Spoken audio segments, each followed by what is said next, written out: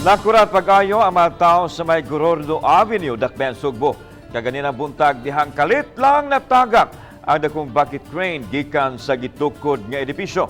May na lang, walay nahagbungang sakyanan o baka tao sa pagkahitabo sa insidente. Ano ang report ni Nico Sereno? Nakugang ang mga tao palibot sa gitukod nga high-rise building sa Gorordo Avenue, Dakbayan sa Sugbo, pasado alas 9 kaganiha. Kalit lang may nadungog silang lagubo. Sa ilang pagsusi, nahagbong na diay ang bucket crane gikan sa ibabawong andana sa maong istruktura. Kusog eh. Kusog siya. Gikan sa taas ang kable ito naputol. Pag putol sa kable dito tagak dito gyud. Lagubo gid siya. Buto-buto gyud pag ang daki ka ng wire na mo live.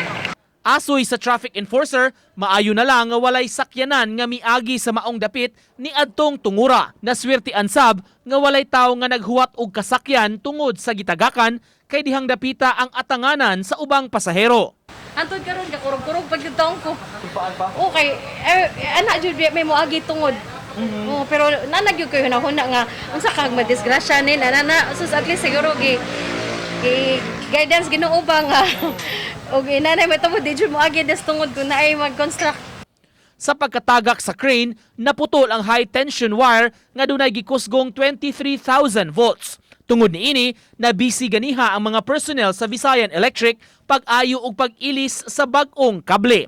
Gumikan sa nahitabo, nakasinati og brownout ang mga balay ug establishmento sa palibot. Kay naputol ang linya, mano-mano sab ang pagman sa dagan sa trapiko. Gisuwayan unta sa GMA Regional TV pagkuha sa habig sa mga nagduma sa construction site apan walay miatubang aron muhatag og pamahayag. Uban ni Cleofer Lumayag, Nico Sereno, Balitang Bisdak.